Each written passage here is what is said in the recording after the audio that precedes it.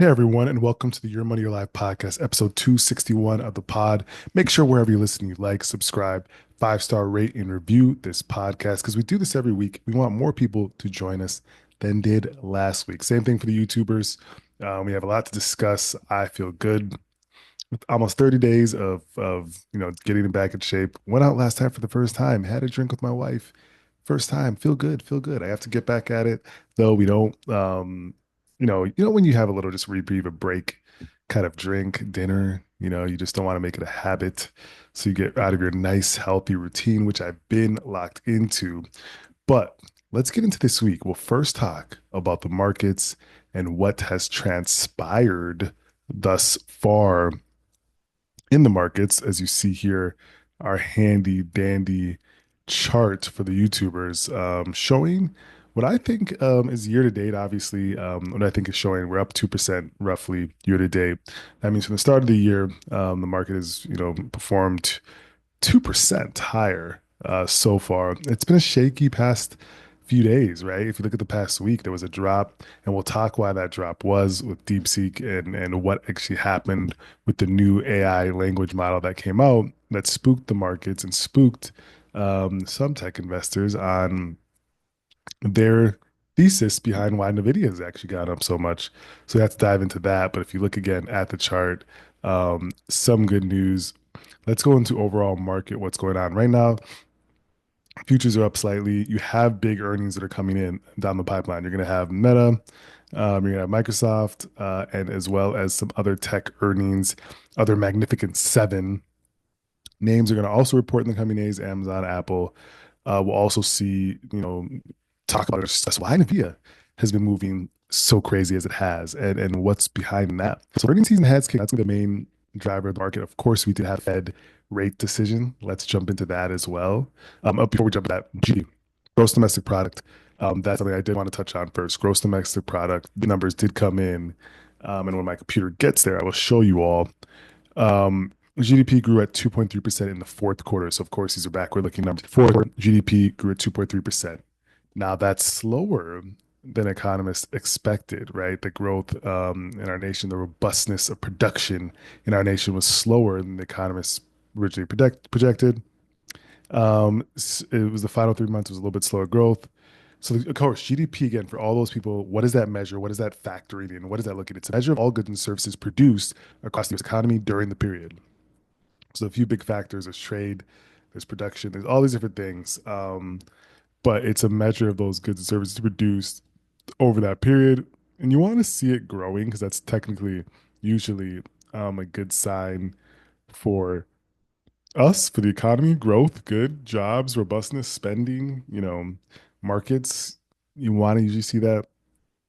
When you see it dropping, it's obviously a bearish sign and usually a sign of a recession, potentially either dropping consecutive quarters. So decent numbers, nothing to really spook at. What the Fed did do, they came out and said they're going to pause rate cuts. Remember, they've been cutting the interest rates. The Federal Reserve, they decided lingering inflation. They said inflation is lingering, which we've talked about. Think of cumulative inflation. Think of where we're at now. They left the rates on hold. They have cut borrowing costs for three straight times. And then they said we're going to pause cutting for right now. And they said inflation remains somewhat elevated. And they said the labor market, which is their other mandate, is solid and the economy is strong overall. The central bank also said they don't need to hurry on lowering rates. They said they don't need to hurry on lowering rates. So right now, the benchmark target stands at 4.25% to 4.5%. Consumer prices have fallen by two-thirds since the pandemic, but are still rising faster than the Fed's annual 2% target. So that's interesting news. Keeping a pause. I think most people suspected it. The markets did, betting markets, the futures markets, but it is big news in the sense of that they're saying lingering inflation. We're not going to continue to lower rates right now. We're going to pause on our rates. So that's we'll see. The market is going to respond in kind. I think the market actually liked the response. The Fed statement yesterday, and the response was in kind as well. Meta's AI push. Let's talk a little bit AI. Let's get into big news. Actually, first, I want to touch on DeepSeek. That's the big story this week. I don't want to forget it. Don't want to run out of gas before we really get to it. But DeepSeek, let's touch on. I have multiple stories on it, if I'm not mistaken. Let's go to one of them. So DeepSeek R1 is reportedly a neck and neck with OpenAI's model. So remember, we talked about all these different open AI algorithms, chatbots, language models, agents.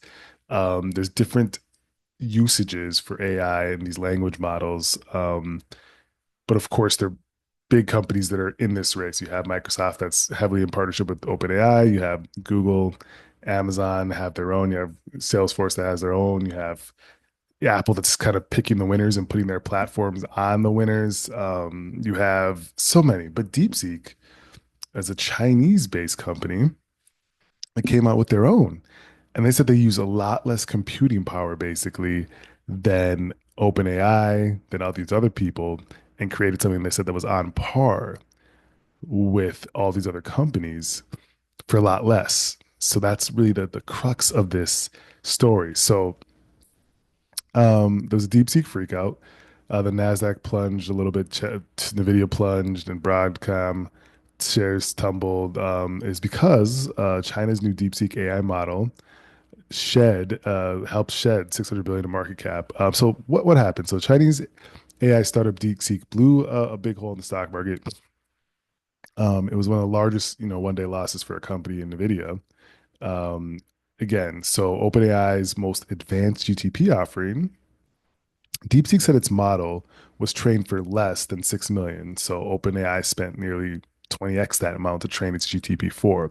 So when you're talking about train, that's money spent on obviously people, but also on the computing power, the chips, and all these different things that are used to power these models. And yesterday, DeepSeek dethroned ChatGPT as a top free app on Apple. So DeepSeek said they built a serious AI contender despite using fewer and less advanced chips. So they're saying they use fewer, not only fewer, but less advanced chips. This is in the face of US chip export restrictions. So the US has a chip export restriction to China. And they said they were able to do this stuff with less. Again, people dispute that point. If they actually did do this with less computing power, with less chips, less advanced, and a less number of chips. People saying that's not true. That's still to be seen. I tend to believe that it's not true that they use less chips and less advanced chips. They also said that NVIDIA chips, China Scope company said it used 2K reduced capability NVIDIA chips to train its model, a fraction of tens of thousands of chips used by rival models. Skeptics, the CEO of Scale AI, suggested DeepSeek has 50,000 advanced NVIDIA chips that it can't admit to it because of US export controls. Still, they said it's a sobering wake up call about Chinese AI capability. So again, I was skeptical of it as well. There are other skeptics there that say it's not true, that they just can't admit to using what they're using because of the export control regulations. And I tend to believe that's true. Still a lot of like issues with DeepSeek. I know a lot of people download it. I did not. Again, I use of course, different AI things that are again powerful. The agent stuff that's happening with AI is actually pretty incredible. You're pretty much getting someone that could do so many tasks that you ask for it. The agent version of like ChatGPT or Agent C for Gemini and Google. Um, it's incredible power, incredible ability there. So yeah, I think it's safe to say that we probably got duped, or there's some sort of careful skepticism about what's actually being done with what. But nonetheless, it was something that like rocked the markets yesterday with NVIDIA, rocked the markets with some of the tech stocks. This was actually 2 days ago, I should say, not yesterday, for those listening this morning. But big story, it was the biggest story of the week, and something to really keep your eyes on. Um, that was what I want to touch on. We touched on the Fed rates. We did touch on that. And then let's talk more AI to jump into it. Meta is now saying that they're going to see big returns on their AI push. Meta's efforts to infuse artificial intelligence throughout its social media platforms have bolstered engagement and boosted advertising sales, prompting the CEO to report a 21% quarterly increase in quarterly revenue to 48.39 billion. CEO Mark Zuckerberg accelerated Meta's AI ambitions and plans to increase spending on technology to as much as 65 billion this year. Looking ahead, Zuckerberg has said he expects the company's personal AI assistant Meta AI to reach a billion users in 2025. So they're saying that AI is driving a lot of usage, bolstering engagement, bolstering their ads push because it's a little bit more targeted, more data. AI assistants, those things are going to be crazy. I was just talking about that. AI assistants boosting engagement. Um, that's going to be huge. TikTok's features in question. But yes, I think AI assistants are going to be a huge thing, and especially for solopreneurs, it's going to be you're going to be able to get a lot done with less people, right? Companies being huge and having a big overhead is going to be a thing of the past, and it's going to be looked at as really not efficient when you can do so much with a lot less people. There's trillion-dollar companies, billion-dollar companies with a team of less than five, 10. There are like that's just going to be the new norm. I believe, and that's going to take time, of course, but it will come in time. Super Bowl. What did I say? Did I say? I think I said the Chiefs Eagles. Did I not? Did I not say Eagles? Someone fact check me, and I'll sound crazy, but I didn't say that. But I said Chiefs Eagles, if I'm not mistaken. I just said you couldn't beat Mahomes, and they're now back. Chiefs Eagles again. You know what I'm doing. I'm rocking with the Chiefs. I know they're gonna win, and it's not like the NFL. People are saying the NFL is like behind them or wanting them to win. No, no. The dynasties are good for the NFL in general because people hate watch. They hate the Chiefs. We hated the Patriots. We hate the Chiefs. They hate the Chiefs. Now, I don't hate the Chiefs. I love the Chiefs. But a lot of people out there that aren't Kansas City people hate the Chiefs and they think the NFL is behind. They think refs are behind helping them. It's not. It's not true. Of course, the hate watching for you people that will watch it to watch them lose will tune in.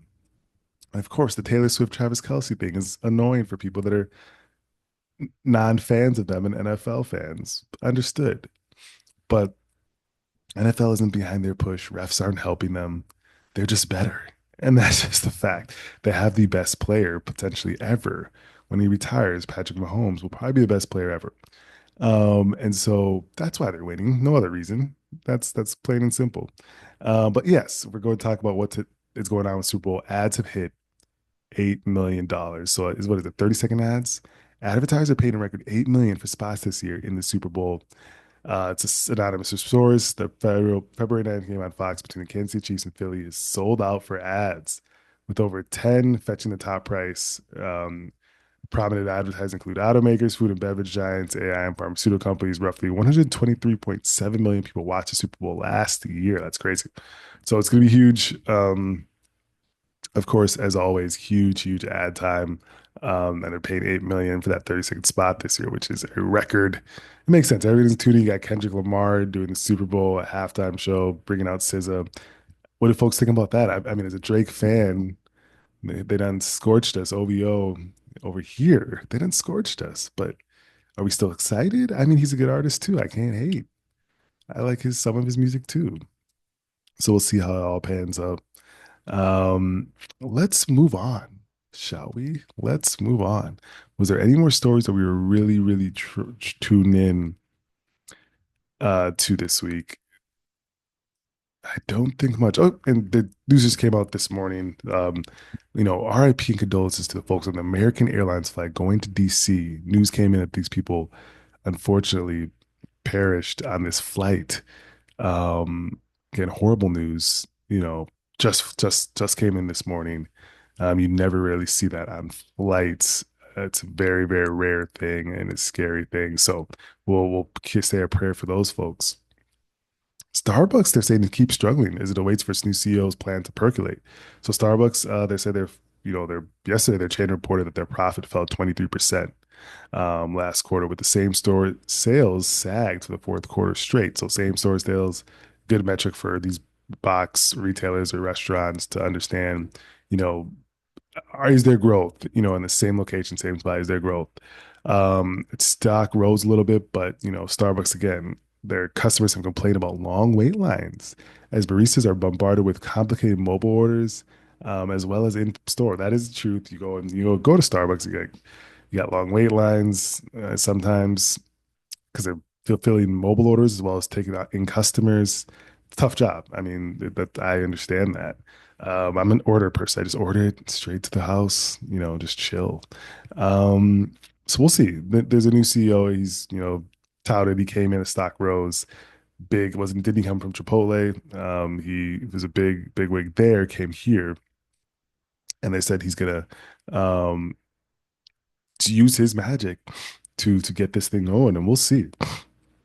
I tend to believe it needs time. I think they'll be okay. I mean, if you think about coffee, you think about the long term trend, it's not going away, and they're the best at it so far. So I don't see them being unseated, and I see his plan working in time. Um, that's the biggest news. That's the biggest news. I don't see much else. The roundtable is gonna be simple. I think, I'm gonna go back and take it back with me, guys. Um, Back to the days of the early days of the podcast when I spoke a lot more freely, just because I wanted to share. There's nothing holding me back from sharing more freely. I don't work for anyone, don't care about anyone's opinions about my own on my platform and in anything I do, to be honest. Um, but yeah, we talked a little bit about, there was a big push for DEI maybe a few years ago. And I think I just remember I was telling my wife I remembered I had a big rant on this podcast saying like it was really all performative and just be careful, just watch out that the chair will be pulled from under you at some point. And I was proven right. Not going to do a whole victory lap. I just saying I was right. A lot of things that I say, people don't, listen to me now, believe me later on. That's the sentiment I'll leave you all with. Listen to me now, believe me later on. With that, we will talk to you next week.